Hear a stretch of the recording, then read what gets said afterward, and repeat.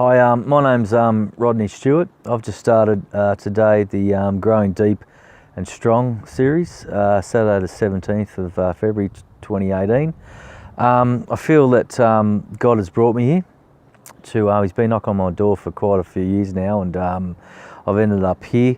I've just started it today. I feel that this course, the Growing Deep and Strong, is very simple to understand. I've just started it today and done the first module, and I found it very interesting, very comprehensive, and what I'm expecting to get out of this is a better understanding of the Bible, the deeper meaning of it, and pretty much what God has got installed for me for my life, as I feel like this is the calling of my life.